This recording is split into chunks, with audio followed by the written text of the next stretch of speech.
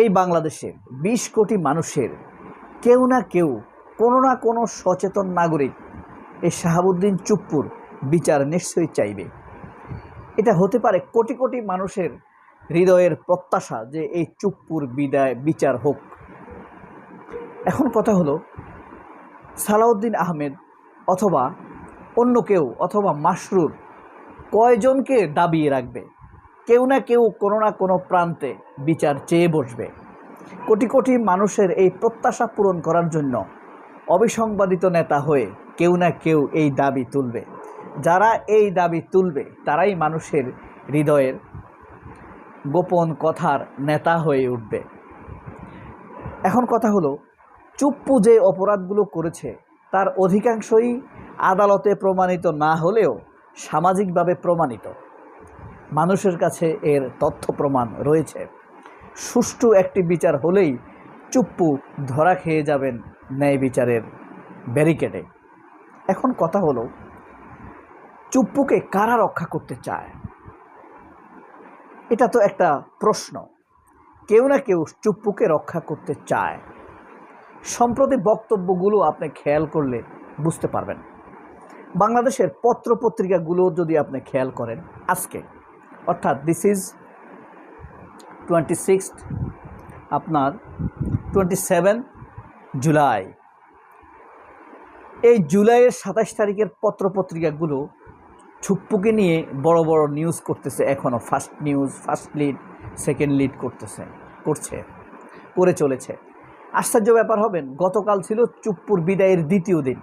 কালের কণ্ঠের মতো আরও কিছু পত্রিকা চুপ্পুকে নিয়ে নিউজ করে নাই, কিন্তু যখন দেখছে এটা শেষ হয় নাই, আজকে আবার কালের কণ্ঠ চুপ্পুকে নিয়ে নিউজ করেছে। তবে নিউজটি হলো রক্ষা কবচ। যেমন সালাউদ্দিন আহমেদ বলেছে যে বিদ্যমান সাংবিধানিক আইনে প্রেসিডেন্টকে দায় মুক্তি দেওয়া হয়েছে, তার বিরুদ্ধে ফৌজদারি মামলা করার সুযোগ নেই।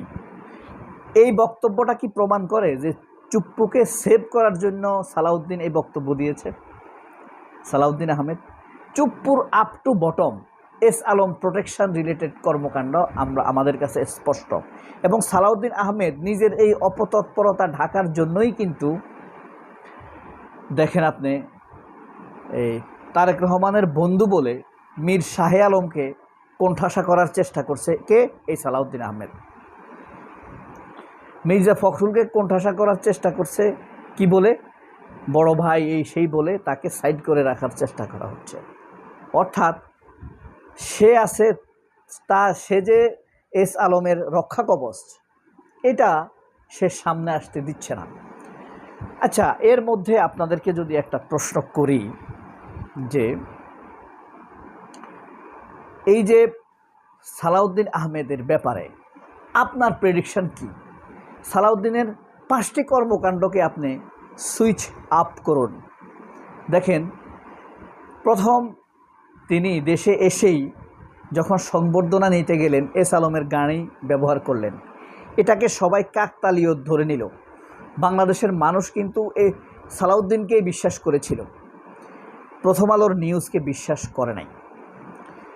এটা আমরা ভেবেছিলাম কাকতালীয়, কিন্তু সালাউদ্দিন আহমেদ, একজন হলো এস আলম আর একজন এস আহমেদ, সালাউদ্দিন আহমেদ, এস আহমেদ পরিকল্পিতভাবেই এস আলমের গাড়িতে সংবর্ধনা নিয়েছেন। তারপরে এস আলমের অফিসে সালাউদ্দিন আহমেদের ছেলেকে স্টাফ ডিরেক্টর হিসেবে নিয়োজিত করা, এটা তো কাকতালীয় বিষয় নয়। এটা তো আপনার পয়েন্টে ধরতে হবে। তাহলে এস আলমের গাড়িতে সংবর্ধনা নেওয়া, তারপরে এস আলমের আপনার এই অফিসে মালিকানা নেওয়া। 3 নাম্বার হলো এস আলমকে নিয়ে এই যে বক্তব্য দেওয়া, আজকে যে গতকাল যে বক্তব্য দিয়েছে যে সালাউদ্দিন আহমেদ শাহাবুদ্দিন চুপ্পুকে অ্যারেস্ট করার বা ফৌজদারি মামলা করার কোনো সুযোগ নেই। আরেকটা কথা স্মরণ করাই দিই, সুইচ অফ করুন, সেটা দেখেন সংসদে কি বলছে। যেভাবেই হোক শেয়ারের সংখ্যা অনুযায়ী ইসলামী ব্যাংকের মালিক এস আলম, মনে আছে সেই কথা? অর্থাৎ সালাউদ্দিন আহমেদের সকল কথাই এস আলমের পক্ষে যায়, ঠিক না? শাহাবুদ্দিন সুপ্পু কিন্তু এস আলমের mother core person. S Alam যত টাকা চুরি করেছে, শেয়ার জালিয়াতি করেছে, সব কিছুর পেছনে কিন্তু এই শাহাবুদ্দিন সুপ্পুর হাত রয়েছে। কারণ শাহাবুদ্দিন সুপ্পু SM বিল্ডারের চেয়ারম্যান হিসেবেই ইসলামী ব্যাংকের ভাইস চেয়ারম্যান হয়েছেন। সে কিন্তু ইসলামী ব্যাংকের তখন ভাইস চেয়ারম্যান ছিল। তাহলে আপনি সালাউদ্দিন আহমেদের এই যে রক্ষা কবচ, এটা কিভাবে ধরবেন? এখন সালাউদ্দিন আহমেদ এস আলমকে রক্ষা করতেছে, স্বরাষ্ট্রমন্ত্রীর শপথ নিয়ে, প্রজাতন্ত্রের শপথ নিয়ে তিনি একটি মাফিয়া কোম্পানিকে শেল্টার তুল্য কথাবার্তা বলে যাচ্ছেন। আমার কথাগুলো স্পষ্ট শুনেন। কিন্তু গতকাল বলছে শাহাবুদ্দিন সুপ্পুর বিরুদ্ধে, শাহাবুদ্দিন সুপ্পু মানে এস আলম, শাহাবুদ্দিন সুপ্পুর বিরুদ্ধে ফৌজদারি ব্যবস্থা নেওয়ার কোনো সুযোগ নেই। যেভাবেই হোক, অধিকাংশ শীর্ষ শেয়ারের মালিক, ইসলামী ব্যাংকের শেয়ারের মালিক এস আলম। কিন্তু কীভাবে এস আলম এটার মালিক হয়েছে সেটা তিনি ধর্তব্যের মধ্যে নেন নাই। অর্থাৎ এটা এস আলমের পক্ষে ওকালতি।